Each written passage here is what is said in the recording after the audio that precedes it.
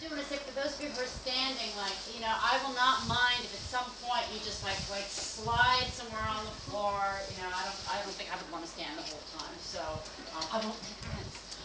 It's a great pleasure to be here, and this turnout is just so amazing, and it's always exciting to me to see in university environments when LGBT and queer theory issues, get this sort of interest and attention. I just love it. I'm glad my book was mentioned because I was planning to shamelessly plug it. These topics, you can find way more. I always like to say it's great for those gender studies courses, and a wonderful Christmas gift. Just saying.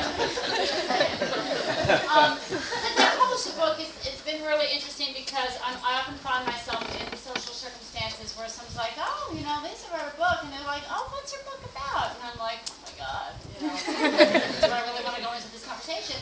But lately, it's been really, really easy to talk about it because of this movie that came out. How many of you saw The Kids Are All Right? All right, so for those of you who didn't see it, I'm going to ruin a major plot point for you, which is that the character played by Julianne Moore, who is a lesbian, coupled with the character played by Annette Bening, ends up sleeping with Mark Ruffalo, who's the sperm donor from the thing. So she's this total lesbian, but she ends up having this hot and heavy, heterosexual affair with this man.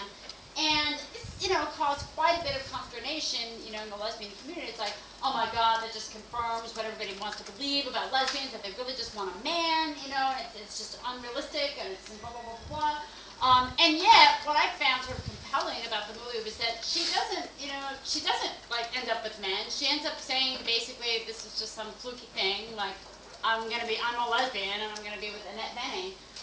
And that sort of phenomenon of someone who, their orientation is one way, but they have an experience that is an authentic experience that nonetheless doesn't really fit with the rest of their orientation, but doesn't, cause them to change anything. It's just this sort of one-time thing. Is exactly what I'm trying to sort of explain and describe in the research that I've been doing on sexuality. So I describe that phenomenon as sexual fluidity, which I define as this capacity for a more flexible erotic response. That it doesn't mean that orientation doesn't exist. I think about it as sort of existing alongside your sexual orientation. So that your sexual orientation doesn't necessarily provide the last word on all of the attractions you might experience. I think of it as sort of a heightened sensitivity to context, to relationships, to situations that might be conducive. That some people appear to just be more open to those sorts of situations than others.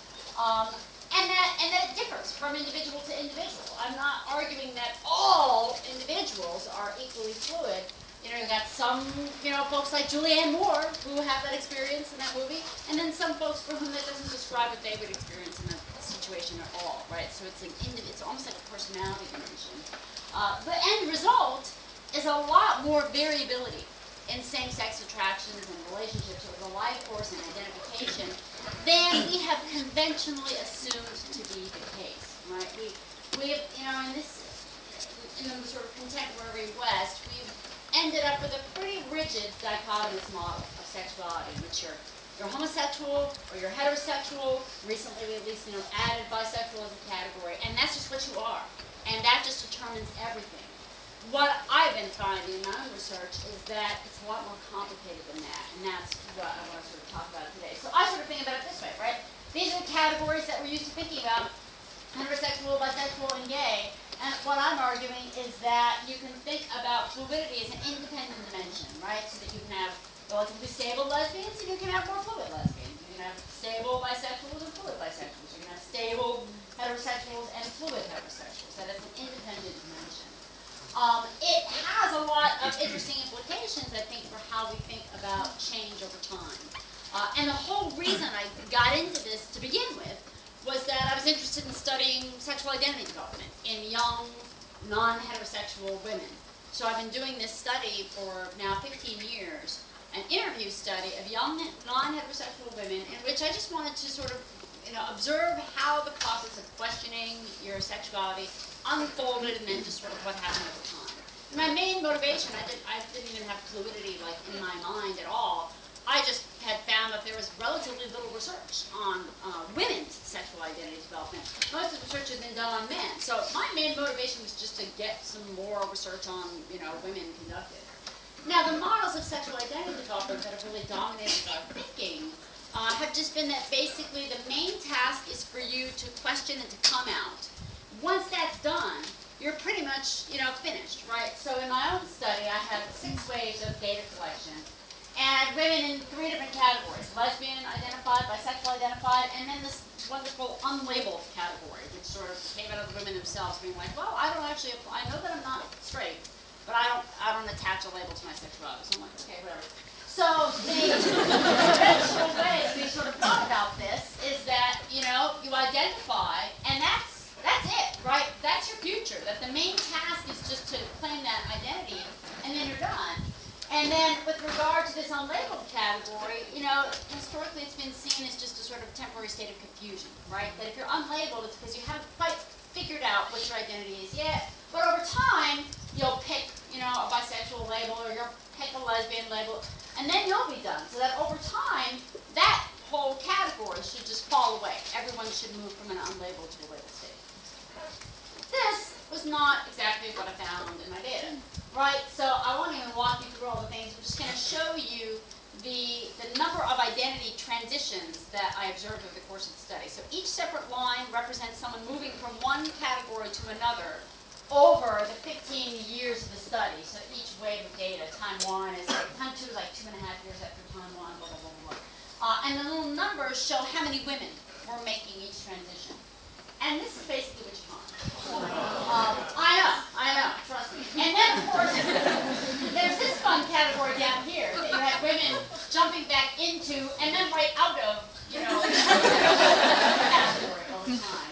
So that by the time we're at 15 years, 69% of the sample has changed their identity at least one additional time after first coming out. Right? So that stable trajectory of, oh, I'm a lesbian and that's exactly what I am, and that doesn't change, that was actually a relatively uncommon experience. And this, of course, is just not what is in our conventional wisdom about the way sexual identity development, evolves. It's like you come out and then that's it. And the longer you follow people, the more kind of funky change occurs. The other thing that's interesting is the nature of the changes. So if I count up every single identity transition that I occurred, and then look at basically what identity are people leaving and what identity they're switching to, you find a very interesting pattern. Among the lesbians, they're basically switching to either bisexual or unlabeled labels. None of the lesbians were switching to a heterosexual label. Among the unlabeled women, most of them are switching to bisexual labels, with a smaller number to lesbian labels and then a few to heterosexual.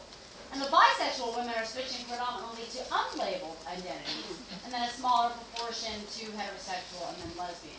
So really, what you're finding is that these 2 categories, bisexual and unlabeled, are sucking up most of the variation. That those are the most popular identities to transition to. And the single most popular identity transition was adopting an unlabeled identity, right? A transition that is not supposed to exist, in terms of sexual identity development. What I think is really relevant about that is that those 2 labels, bisexual and unlabeled, are labels that permit you to have attractions and behaviors with either men or women, right? They're the labels that really allow you to go in a number of different directions. The